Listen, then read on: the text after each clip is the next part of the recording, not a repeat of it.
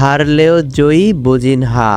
Defending champion আর্জেন্টিনাকে প্রায় কাঁপিয়ে দেওয়া কেপ ভার্দের এই কিপার কেন বললেন মেসির বিপক্ষে খেলা আমার জীবনের সেরা অর্জন? কেন তাকে বলা হচ্ছে মানব দেয়াল? পুরো ঘটনা শুনলে আপনিও অবাক হবেন।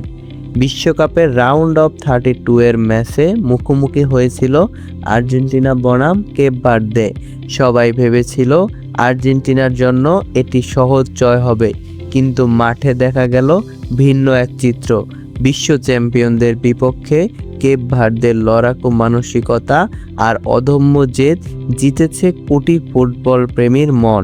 নির্ধারিত সময়ে 1-1 গোলের সমতার পর ম্যাচ গড়ায় অতিরিক্ত সময়ে। সেখানেও হাড্ডাহাড্ডি লড়াই করে 3-2 ব্যবধানে ম্যাচ শেষ হলেও স্কোর লাইন ছাপিয়ে আলোচনায় কেপ ভার্দের গোলরক্ষক বোজিনহা।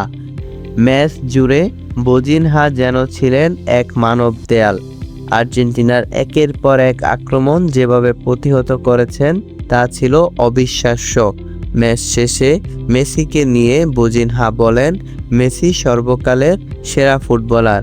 তার মুখোমুখি হওয়া যে কোনো ফুটবলারের জন্যই স্বপ্নের মতো।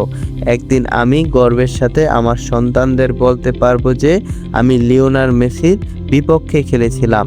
স্কোর লাইন হয়তো পরাজয় দেখাচ্ছে, কিন্তু কেপ ভার্দে হার মানেনি, বরং শেষ মিনিট পর্যন্ত ফাইট ব্যাক দিয়ে ফুটবল বিশ্বকে বুঝিয়ে দিয়েছে লড়াই করলে ছোট দলও বড়দের কাঁপিয়ে দিতে পারে।